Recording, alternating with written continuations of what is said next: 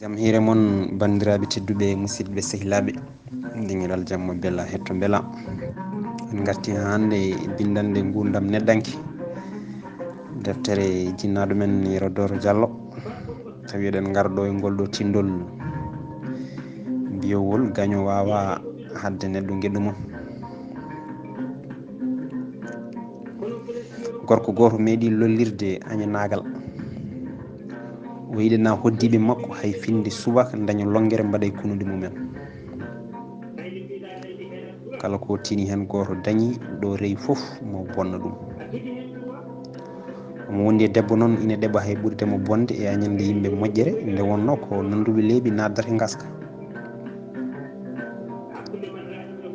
ha waɗi saaha ɓe koddi e gorko goto lollirde moƴƴere, mo resi debbo ina ɗeɓa hay ɓuurdemo moƴƴude, kono hay hunde ɓe ngala. waɗi saaha kawon ndunki yiiɗi jalkiddemo musna ɓernde makko. o fini subaka tan o heeɓoyi natirde wuuro, haw soyni hoɓɓe joom dimle ina naata wuuro. o faaliɓe, o salminiɓe ha saɗi joofi, o namdiɓe beele wonɓe ɓe gandi ɗon e wuuro he, ɓe mbi ɓe ngala moɓe gandi ɗon. o wi son jeehi to nder wuuro to, mawɗo ji galle ina waɗi dindewi ɓuubki, ina heeda junggo mon ñaamo, son jeehi jippoɗon ɗon. ɓe ceeli ɓe jippi ɗon. jaatigui mabɓe ala hay ko ñaami, kono jaɓɓiɓe wertaniɓe ko joguino ko foof. nden bottaji pooti sagguinede, o miiji wonde gacce dabɓe ɓuuri gacce juɗɗe. ɗum noon yo haalan hoɓɓe makko wonde o ala ko jogui to banggue bottari, kono so tawi wonkoɓe jogui eɓe jiiɗi defanede, mawluɓe defirde, so eɓe jiiɗi ma debbo makko defanɓe bottari.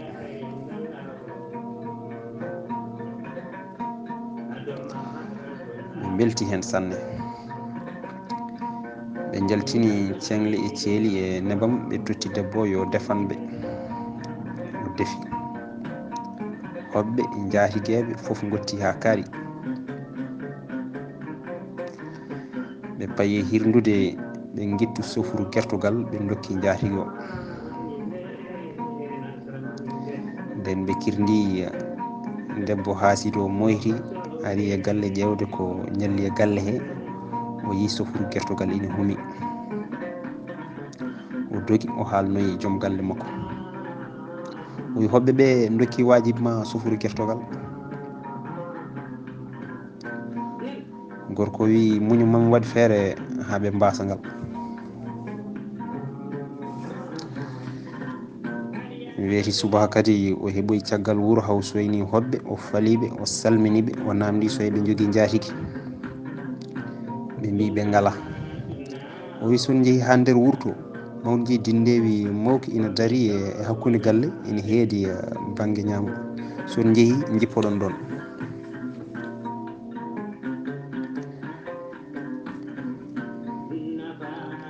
ɓen gaari jippi ɗon. jaatigui o yaltini ko moftuno e kedde cengle hanki, hirsi gertugel mum, definiɓe bottari, ɓe ñaami haaɓe kaari tak. ɓe paayi hirdude, ɓe guitti jawdi, ɓe dokkimo, ɓe kirdi.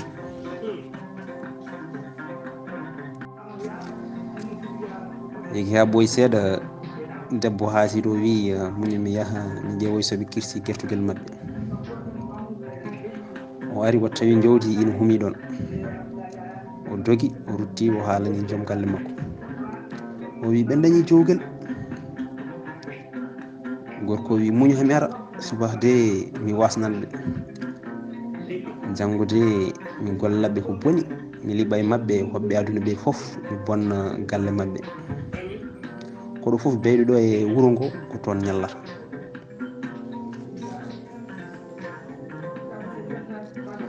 jooɗi ha weeti omo heppa ko ñallata, hawo dawana caggal wuuro gam tomboyade hoɓɓe. omo toon haw soyni hoɓɓe, haw yi tandalde juulankoɓe ina ara. o wi koni ɓerdam ɓuuɓi, ɓe kam ala fof ɗo rewata haw wawa wottindeɓe so wona o hirsa jogel makko ngel.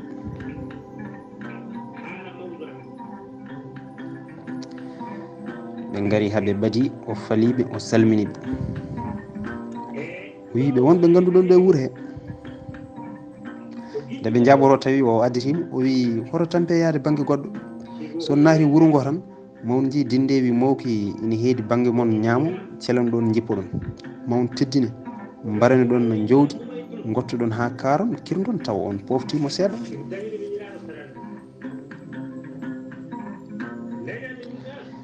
joom galle o tinani tan ha dimle naati galle mum ha keewi o ummi o salminiɓe o jabbiɓe o wertiniɓe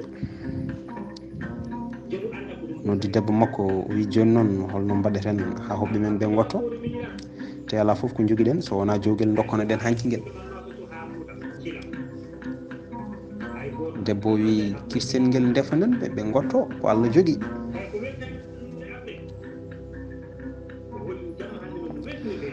gorko jaggi jogel hirsi defani hoɓɓe mum ɓe gotti haɓe kaari dak ɓe pofti ha hiiri ɓe paye hirdude eɓe comino gayel lahel ɓalewel kurum ngel leɓol gotol ina ɗeeɓi horade ɓe guitti ngel ɓe dokkimo woto ngel tampinde ɓe lawol ɓe kirdi jaarigi jaggi gayel o huumi ina ñammina ina yarna. debbo haasiri o moyti ari ƴewde so ɓe kirsi jogel mabɓe o tawi ɓe kirsi kadi ɓe dañi gayel lahel.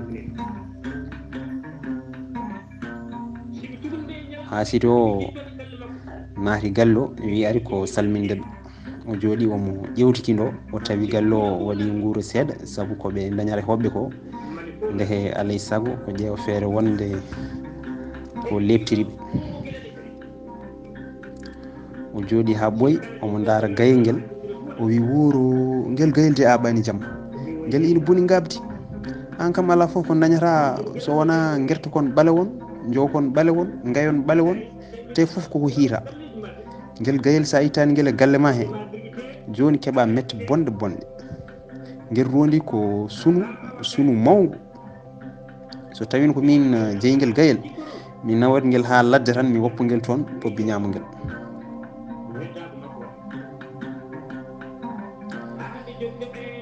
debbo noon haalir ɗum tan ko gam bonnude saabu debbo ko haasiri no feewi o liɓanno hoɓɓe e dow waaji o ko ñande kala nde o ƴeewi o tawi ɗum ko nafoore on saabu watti dañde hen joni kadi o watti hulɓinirde ɓe kiiti.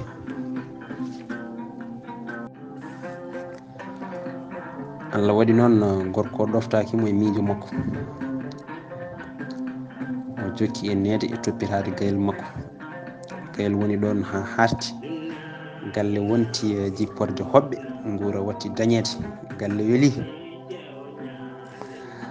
waɗi saaha goto ɓi lamɗo ñawi ñaw mbongu wileɓe mbi safratamo ko haɗonde ngaari ɓaleri ndi leɓol gotol lamɗo neeli waru laaɓi mum ɓe jiilano ɗum ngaari ɓaleri kala ɗo ɓe tawi yoɓe gaddudi nden haasidi o nani jeygal ngal tan welti hen ha ko ɗon tan wawi hadde o haalani debbo makko o wi mi yiiti feere no gayel mabɓe heptira ɓe mboome ko yaawi e ngol kam ɓe ɓoccitta ko e feeram he fes ni woni o fini o ɗannini laamorgo gam haalanoyde ɓe haala gayngel o ari haw yetti o holli watu laaɓi ɓe wonde omo jogui e lamɗo haaju mawɗo ko faari e safaro ɓiyum ñawɗo lamɗo hokki yamirore yo naat o naati o wi min de addunomi gayi ko haalandema wonde ngaari lahiri ndi ɗaɓɓoton ndi ina wuura amen kono joom mayri ko tiɗɗo jungo nde nanmi jeygal mon ngal keñimi garmi haalande on guila o tinani kabaru jeygal ngal o suuɗa ngaari ndi ko ɗum tan addimi ga lamɗo neli toon watu laaɓi mum yo gaddunoy ɗum ngaari ndi e joom ngaari ndi fof ko ɓuri yawde. ha sido dogi arti haalani debbo mum wonde wiliɓe to laamu ma laamu aran gorko kanko e ngaari makko fof ngaari ndi ware gorko o sohe. joom ngaari ne jooɗi e galle mum tinani tan ha yimɓe laamu naati galle. ɓe mbi lamɗo wi yaaru joni an e ngaari ma ɓaleri ndi saabu ɗi lamɗo sellani ina tampi te safrata ɗum ko haɗonde ngaari lahiri. o wi nawe ngaari ndi tan mi hokki on. ɓe mbi ala lamɗo wi ko yaata. ɓe nayimo kanko e ngaari fof haɓe jetti. lamɗo haalanimo wonde ɓe kalani lamɗo wonde ngaari e jommum fof ngaari e joom mayri fof ngari o wi yo nanne. ɓe gaddimo. lamɗo wi ko jeeyata ngaari ma ndi no foti. o wi ala mi yeeyani ngaram. lamɗo wi ala yeeyamde. o wi nawdi mi hokkima kono mi yeeyatama. lamɗo wi ala jimmi ko jeeyami mi safrira ɓiyam. joom ngaari wi an ka lamɗo leydi mo woynani hay goto. ɓiye ko ɓi leydi fof so ñawi hawri koko joguimi safratamo mi fawtata hen dande. mi rokkima ɓernde lamde yo Allah sellinmo. lamɗo welti e golle makko moƴƴe e haala makko belka. nga hirsa haɗone nde itta safriraɓe ɓi lamɗo ha selli. caggal ɗum lamɗo nelani gorko yo arton. o ari lamɗo wimo mi waɗimo lamɗo diwan mo koɗɗa fof ko an heedirimi toon jobdi golle ma moƴƴe ko ñawɗa toon fof ko ɗum yahata. ni woni haasido e debbo mum fof gonti less jimani makko. on watti arde ina ɓoosamo omo nela ɗum ina gollinamo. debbo mum ina gollana debbo makko. gorko wonti lamɗo omo yamira moƴƴere omo haɗa bonante. ko ɗo ngol ɗo darol ne haaɗi. eɗen jokka hen ngol ɗo darol ba Mouhammady e kawisaji mum. gorko goto meeɗi ummade guure dow yeehi to laamorgo. o tawi toon ɓiyi ko Hammady ina hiiƴi e nder laamu o jippimo. nden jamma ari e sii ko debbo addani babiraɗo hirande ina fawi hen pitulol sondel kañeri. o yeehi addoyde almet.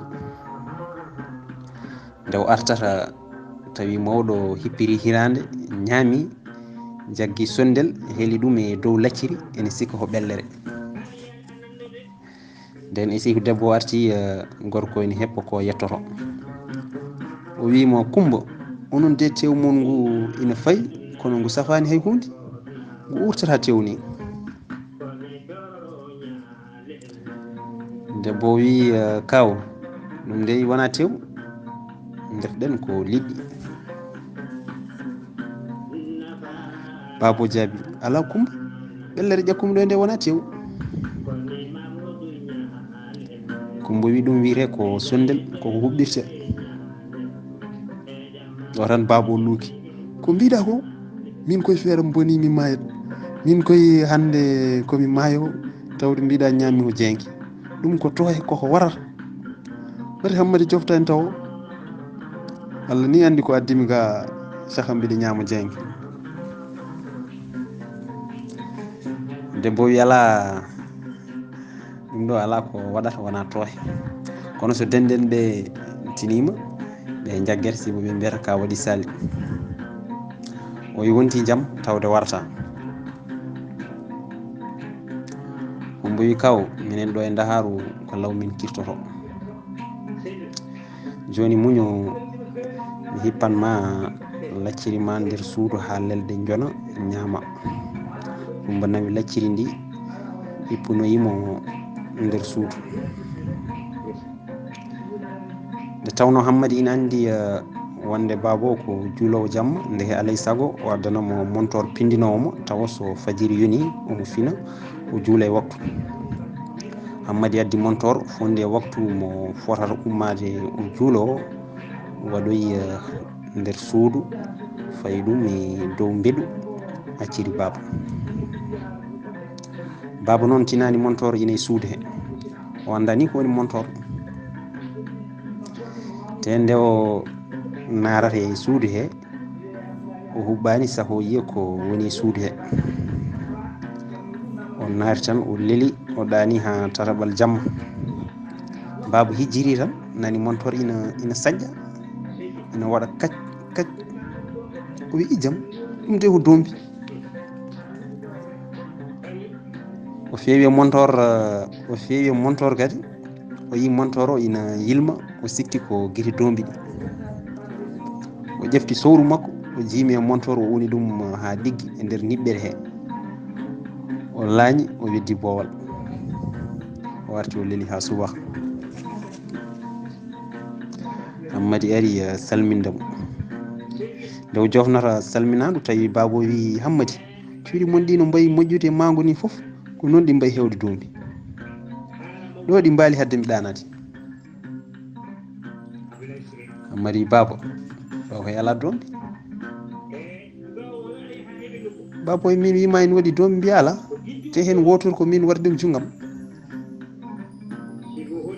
ndeke Hammadi siftori montor o ƴeewi ɗum ɗo fawno ɗo o yiyani o wiyani kay ndeke ko montor kelɗa babo jaabi holko woni montor kelmi holto jiimi montor saaha mbiɗa heela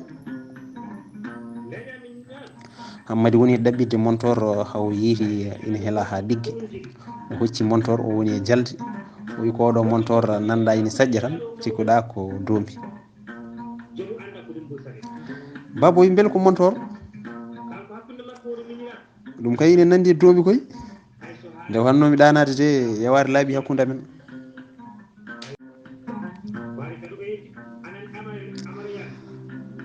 Coumba defi café subaka law addanimo cafetiére yeehi addoyde mburu nde o artata tawi baba torimo e wuddu cafetiére yeeri ha laaɓi Coumba arti tawi café gasi tottimo mburu woni e ƴakkude Hammadi jooli oto mum tawi golle Coumba ƴefti horde mum dawi jeere heddi baba tan e galle o yalti omo yiiloye dinguiral galle o yi no layri ndi fiilori e galle he manam fularaji ɗi guila damar galle tan ha suudu piidi ko gotiri o daari jardin o ha ɓooyi o yiili hoore o wi koni ko yontande hande ami aɗa hooɗi e galle baɗo ni belsinduɗa saabu ngamele ha huuɗo ina naata e suudu ma koɗa e nder soyde layri on jii ndu dundu bondu aduna foof ina jalma e ko ganduɗa wonani hay kirgol o dari ha ɓooyi o fayi ɗon e yeyirde boutique ina yeeya labbe e jaseje e jambe o soodi ɗon jaasi o arti o uddi damar galle o fuɗɗori damal suudu omo daafa omo waɗa ñakkeje haw heɓoyi damar galle nden Coumba arti jeere e yi ɗeɗo golle bonɗe seki no feewi kono tan o sali haalde hay hunde ngam hormade kawmum esum kono o ronki hay dewde bottari o heɓoyi nder suudu mum o leeli o wi o sellani